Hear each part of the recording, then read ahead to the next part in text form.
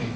오늘 이른 아침 집을 나서면서 우리를 가장 먼저 반겨주는 것이 무엇이었나요? 지금 배경음악처럼 새소리가 여러분을 반겨주었나요?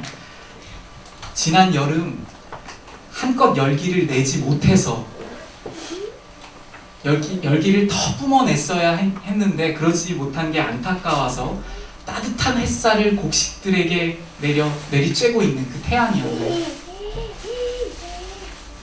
교회에 오시면서 또 어떤 풍경을 여러분 마음에 담고 오셨나요?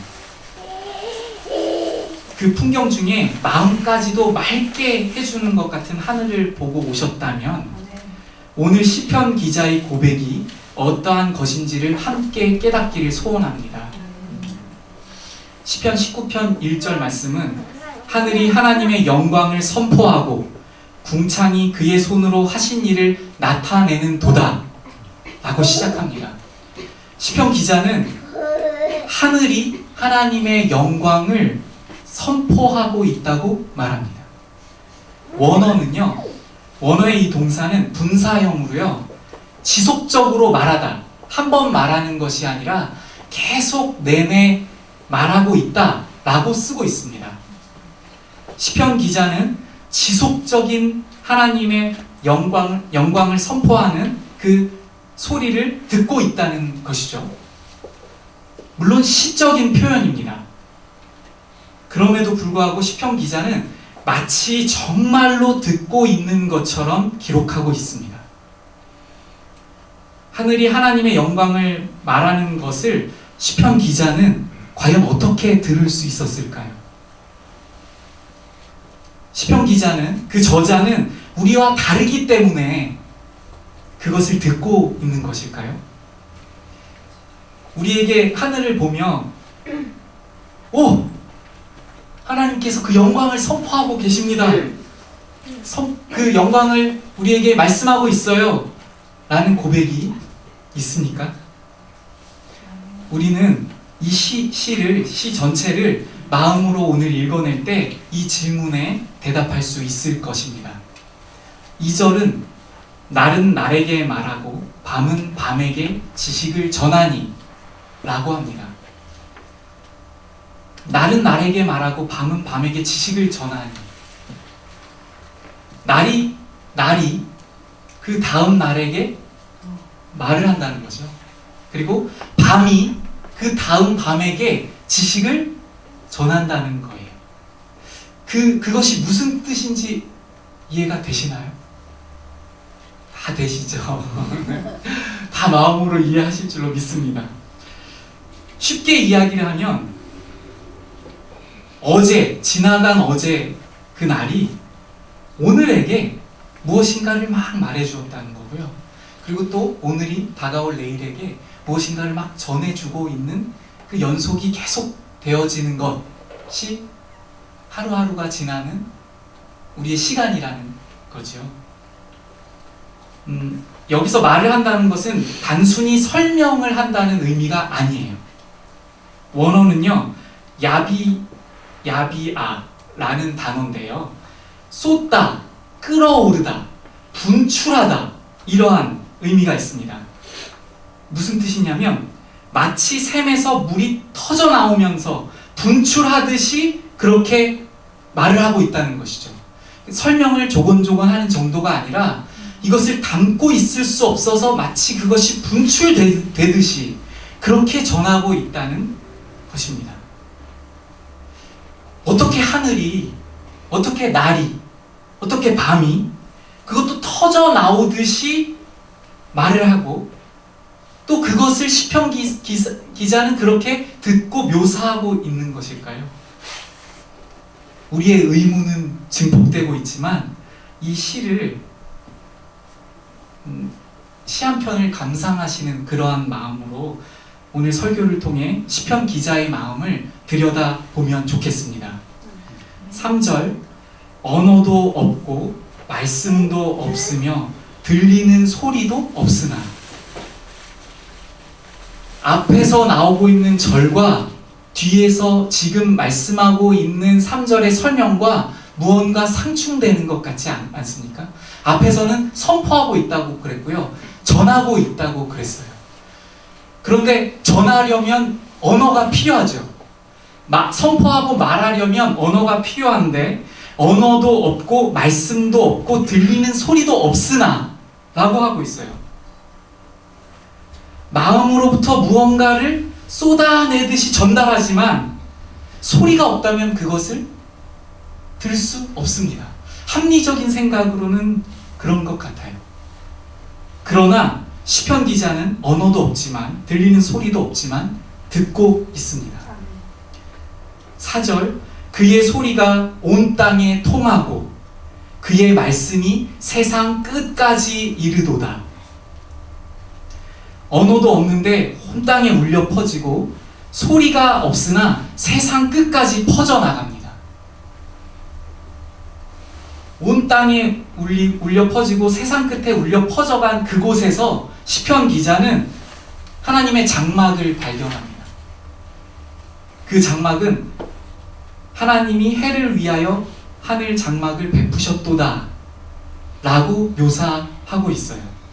태양의 밝은 빛과 열기도 가리울 수 있는 장막을 베푸신 주 하나님. 원문에는요, 하나님은 없지만 그가 세웠다 라고 하며 의미적으로 하나님께서 창조하셨고 하나님께서 만드셨음을 나타내고 있습니다. 그 장막은 태양에게 있어서는 쉴 곳이 됩니다. 모든 만물의 이치와 규례와 법을 지으시고 그것을 운행하고 계신 주님을 찬양하고 있는 그러한 시편입니다. 5절은요, 해는 그의 신방에서 나오는 신랑과 같고 그의 길을 달리기 기뻐하는 장사 같아서. 그 영광의 소리를 듣고 있던 시편 기자의 눈에 들어온 것이 태양이었어요. 근데 하나님께서 태양이 있을 곳을 정하시고 만드셨는데 마치 그 태양이 신방에서 나오고 있는 신랑의 표정과 같이 보인다고 묘사하고 있어요. 혹시 얼마 전에 결혼했던 형제님의 얼굴을 보신 분은 떠올리시면 좋을 것 같아요. 혹시 그분의 얼굴을 못 봤다면 그 전에 결혼한 우리 교회 청년이 한 분 있죠. 차병주 형제님. 그 저희 홈페이지에도 올라와 있는데요. 정말 밝게 웃더라고요. 네. 그리고 그런 환한 얼굴로 태양이 보인다는 것이죠. 그 태양의 열기를 가리울 수 없는 그 피조물에 불과한 그 태양이 그렇게 엄청난 열기를 뿜어내고 있는데 하나님의 그 능력은 도대체 어떤 것일까요? 우리는 가늠할 수가 없습니다. 태양의 연쇄 폭발은요, 한꺼번에 확 터져버리지도 않아요. 그 태양이 연쇄 폭발을 해서 우리 지구에게 우리가 살 수 있도록 그 햇빛을 은은하게 이렇게 비춰주고 있는데요. 그것이 어떻게 그렇게 절묘하게 절제하면서 폭발하고 있는지는 아무도 생각할 수도 없고 놀라운 지혜, 바로 그것입니다. 그 태양마저도요, 주님께서 주신 자신의 길을 달리기 기뻐하며 장사 같아서 라고 표현하며 조물주 대신 여호와께 순종하고 있는 모습을 시편 기자는 발견합니다. 제가 청년 시절에요, 나홀로 금요 철야를 한 적이 있습니다. 제가 큐티의 이제 맛을 처음으로 이렇게 맛봐서, 그 전에 큐티를 안 했다는 것이 아니라 그 전에는 큐티 하는구나, 그래서 딱 시작하고 질문에 대답하고 열심히 읽고 쓰고 이렇게 했었어요. 그런데 그날 큐티는 뭔가 달랐어요. 그래서 떠오르는 것들을 하나님에 관해서 쓰고 또 적고 말씀을 또 들여다보고 다른 생각나는 절기들을 찾고 이렇게 하는데요, 이게 감격과 감동과 회개와 눈물이 끊임없이 계속 있는 거예요. 그래서 그 큐티 한 편에다 쓰고 또 넘겨서 쓰고 다음에 또 쓰고 이렇게 하면서 그 그 밤을 지새웠는데요.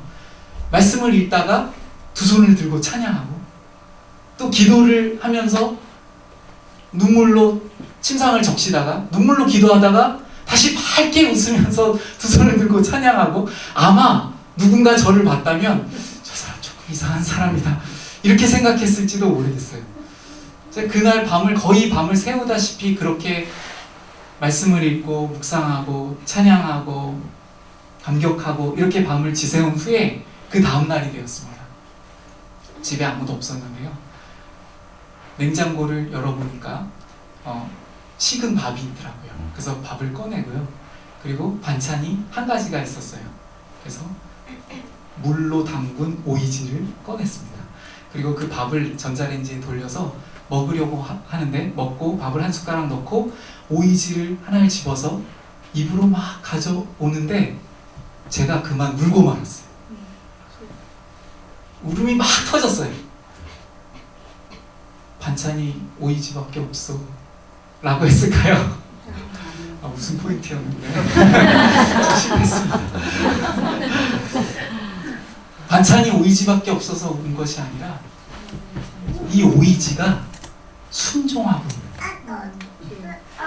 하나님께서 그 만드신 오이지가요 나 김용준한테 먹히기 싫어 이렇게 도망가지 않고 제 입으로 순종하여서 들어오고 있는 것이 읽혀졌어요.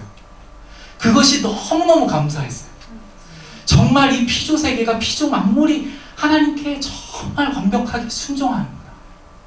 그것을 제가 경험하면서 순종하지 않고 있는 것은 타락한 천사, 곧 사단과 우리 인간밖에는 없구나 라는 것을 그 아침에 깨달았습니다.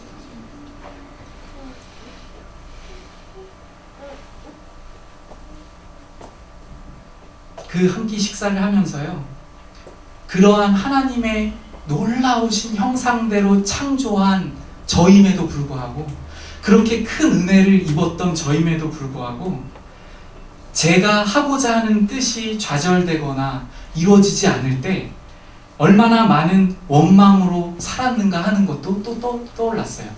그래서 감사의 어떠한 찬양과 그리고 또 회개의 눈물과 찬양이 반복적으로 일어났습니다. 우리를 위해 지으신 하나님의 은총 앞에 기뻐함으로 터져 나오고 있는 그 찬양을 부르고 있는 것 같은 그 태양 앞에서 과연 우리도 그와 같이 찬양하고 있는지를 돌아보는 오늘 저녁 예배였으면 좋겠습니다. 이렇게 시편 기자는 창조주 하나님의 영광을 온 자연을 통해서 듣고 보고 있습니다. 시편 기자는 제가 앞서서 말씀드린 것처럼 좀 특별하기 때문에 이렇게 듣고 있습니까? 그 비밀이 어디에 있을까요? 그것을 7절부터 이야기합니다. 여러분 많이 기다리셨죠? 7절만 같이 한번 읽겠습니다. 시작. 여호와의 율법은 안전하여 영혼을 소성시키며 여호와의 증거는 확실하여 무든한 자를 지혜롭게 하며 여호와의 교훈은 10절까지만 제가 8절 마저 읽는다면 여호와의 교훈은 정직하여 마음을 기쁘게 하고 여호와의 계명은 순결하여 눈을 밝게 하시도다. 시편 기자는 지금 무엇에 푹 빠져 있습니까? 그렇죠. 하나님의 말씀. 바로 성경에 녹아지듯 그렇게 푹 빠져 있습니다. 성경을 여호와의 율법, 여호와의 증거, 여호와의 교훈, 여호와의 계명 이렇게 표현하고 있습니다. 9절에서는요 여호와를 경외하는 도, 여호와의 법이라는 다른 말로 표현하고 있습니다. 우리가 그 대상에 대해서 점점 알아가다 보면요 똑같은 것을 지칭하는 것인데도 불구하고요 여러 개의 이름이 그 고유에 불리는 이름대로 어떠한 느낌으로 다가오는지를 우리는 알 수가 있는 것 같아요. 우리가 때로는 여호와 하나님을 노래할 때도 있어요. 창조주 하나님을 노래할 때도 있고요. 구속주 하나님을 찬양할 때도 있습니다. 그런데 그 하나님은 다 같으신 하나님이지만 우리가 그분을 말할 때, 그 이름을 말할 때 그 하나님에 대한 교제로 인하여서 그 이름을 선포하고 찬양하게 되는 것처럼 오늘 이 시편 기자는 그 성경의 맛을 그렇게 보았기 때문에 여러 가지 말로 표현하고 있는 것으로 저는 묵상해 보았습니다. 영혼을 소성시킨다. 소성시킨다는 것은요, 다시 살게 한다, 새롭게 한다라는 것입니다. 영혼이 소성한다는 것은 바로 율법이 무기력하던 나의 영을 깨워서 살게 한다라는 것이죠. 나의 영이 마치 죽은 것 같았을 때에 율법이 주어지면 살아난다는 것입니다. 보통은 우리가 율법이 우리에게 주어졌을 때 죄인지를 깨닫고 우리가 죽었습니다 라는 교리를 우리는 너무나 잘 알고 들어왔어요. 그렇지만 진정으로 율법의 의미를 우리는 깨달았을 때 우리는 정말 자유함을 가지고 살아날 수 있는 것으로 저는 믿습니다. 율법이 주어지면 살아난다는 고백을 하고 있는데요, 제가 그 아침에 오이 반찬과 밥을 먹고 기운을 차렸듯이 영혼의 양식은 말씀이라고 시편 기자는 고백하고 있습니다. 증거는 확실하여 우둔한 자를 지혜롭게 함은이라고 말하는데요, 우둔한 자는 잘 판단하지 못합니다. 그런데 여호와의 증거가 확실하여서 여호와께서 계신 것을 확실히 알게 하시는데, 그것이 바로 여호와께서 계신 것을 아는 것 그 자체가 바로 지혜라고 말씀하고 있습니다. 여호와를 아는 것, 여호와를 경외하는 것이 지식의 근본이죠. 또 이렇게 말합니다. 계명은 순결하여 눈을 밝게 하시도다. 눈을 밝게 하는 것이 무슨 의미일까요? 눈이 밝아져서 까또 하면서 이렇게 빛이 쫙 나가나요? 제가 이 부분을 읽다가 어떤 영화에 한 히어로즈가 생각났어요. 어떤 히어로가 생각났어요. 그 영웅은요, 검은 시커먼 선글라스를 이렇게 착용하고 다닙니다. 왜냐하면 눈에서 엄청난 광선이 나가요. 그래서 그 광선이 나가면 지구상에 있는 모든 것을 다 영화에서 어떤 캐릭터가 있는데요, 그 캐릭터는 이렇게 눈에서 광선이 쫙 나가서 모든 것을 다 태우는데요, 어떤 특수 제조한 안경을 이렇게 써서 그것이 나가는 걸 이렇게 방지하고 있어요. 그래서 악당들이 쳐들어오면 이걸 벗습니다, 이렇게. 그런데 조금 컨트롤이 잘 안 되면 같은 편도 맞을 수 있습니다. 그렇게 눈을 밝게 한다는 것은 무엇을 의미할까요? 정말 빛이 나가는 것 같이 지금 묘사하고 있는데요, 바로 우리 눈에서 그 밝은 광채가 나가면 검은 것이 더 검게 보입니다. 바로 눈을 밝게 하여서 자신의 죄를 깨닫게 한다는 것이죠. 이렇게 율법에 푹 빠져 있을 때 그 율법이 꿀과 송이꿀보다 더 달 때에 시편 기자의 모든 관심이 어디에 초점되는지를 이제 함께 보기를 원합니다. 9절, 여호와를 경외하는 도는 정결하여 영원까지 이르고 여호와의 법도 진실하여 다 의로우니, 정결한 것, 진실한 것은 의롭기 때문에 불의한 것을 밝혀냅니다. 그러한 율법 앞에 섰을 때에 시편 기자는 경고를 받는다고 말씀하고 있어요. 그리고 지속적으로 죄에 대해서 관심을 갖게 됩니다. 12절에 자기 허물을 능히 깨달을 자 누구리요? 우리 12절을 한번 한 목소리로 읽어볼까요? 12절 시작. 자기 허물을 능히 깨달을 자 누구리요? 나를 주는 허물에서 벗어나게 하소서. 네, 자기 허물을 능히 깨달을 자 누구리요? 혹시 이사야서의 어떠한 말씀이 떠오르지 않나요? 네, 그렇죠. 이사야서 53장 8절 말씀. 이사야서 53장 8절 말씀에 그는 곤욕과 신문을 당하고 끌려갔으나 그 세대 중에 누가 생각하기를 그가 살아있는 자들의 땅에서 끊어짐은 마땅히 형벌받을 내 백성의 허물 때문이라 하였으리요 라고 말씀합니다. 예수님께서 살아있는 자들의 땅에서 끊어짐은 그러한 십자가 죽음으로 우리의 죽음을 대신하였을 때에 그 세대 중에 누가 생각하기를 마땅히 형벌받을 내 백성의 죄, 나의 죄 때문에 예수님께서 저렇게 형벌을 당한다 라고 누가 말하였겠냐 라고 이사야서는 말하고 있습니다. 그 죄를 깨달을 사람이 아무도 없다는 것이죠. 그것과 동일하게 시편 기자도 역시 자기 허물을 능히 깨달을 자 누구리요? 라고 말씀합니다. 자신의 죄를 스스로 뉘우치고 회개할 신령이 없기 때문에 우리는 오직 말씀을 가까이 할 때에 주님의 밝은 광채가 나의 죄성을 일깨워낸다는 그러한 말씀이죠. 이제 시편 기자는 13절에서 숨은 허물에까지 벗어나게 해달라고 기도합니다. 우리가 기도할 때 권사님들께서나 장로님께서 기도할 때 우리가 알게 지은 죄, 또 모르게 지은 죄, 이러한 단어를 사용하시는데요. 마치 그것과 같이 숨은 허물에까지 벗어나게 해달라고 그렇게 기도합니다.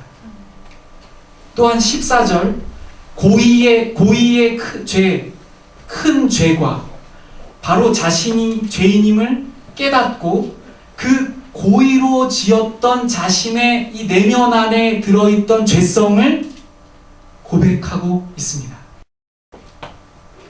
고의로 죄를 짓지 말게 하사 그 고의로 죄를 지었던 자신의 모습을 고백하고 그 괴로움을 말씀드리면서요, 그 죄가 나를 주장하지 못하게 해달라고 주님을 의지하고 있습니다.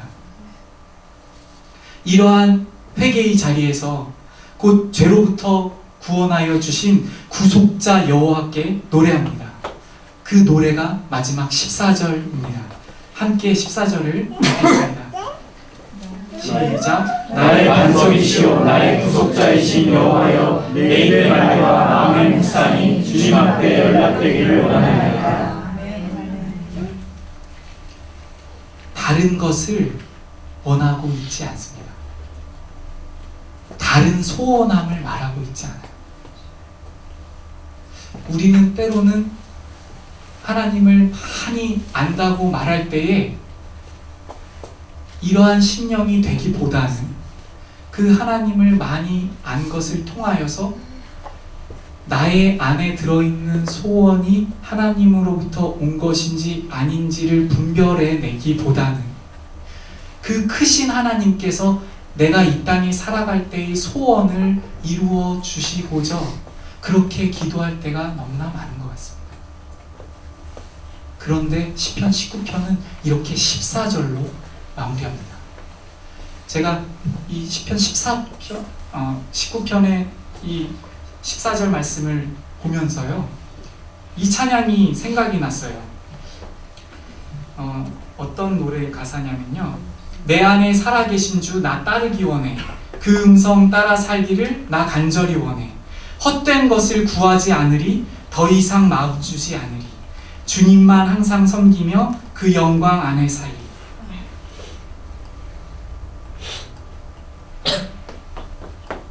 주님만이 나의 구원, 주님만이 나의 정리, 주님만을 사랑해요. 주님만, 주님만. 이런 찬양이 있습니다.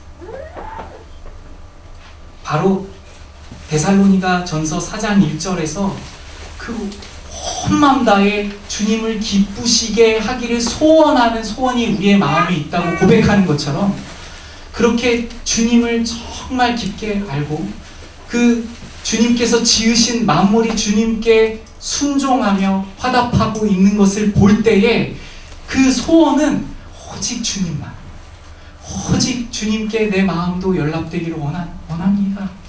나는 그러한 고백으로 올릴 수 있는 심령이 되는 것 같습니다. 너무나도 자연이 아름다운 계절입니다. 들로 산으로 여행 다니시기 좋은 계절입니다.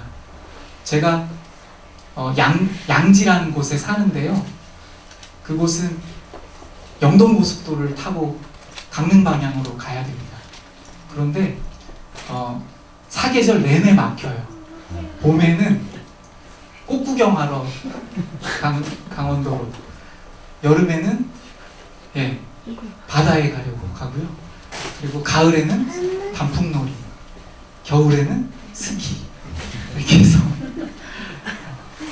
그렇게 참 지금 이 계절도요, 주님의 그 창조하심을 참 만끽할 수 있는 그러한 계절인 것 같습니다.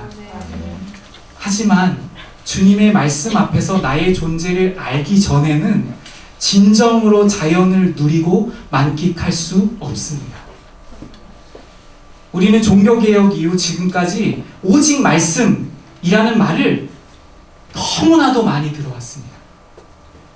솔라 스크립투라는 오직 성경이라는 말인데, 많은 교회의 주보, 많은 교회의 어떠한 간판, 설교에서 그 어디에서나 이 말이 많이 쓰이고 있는데요.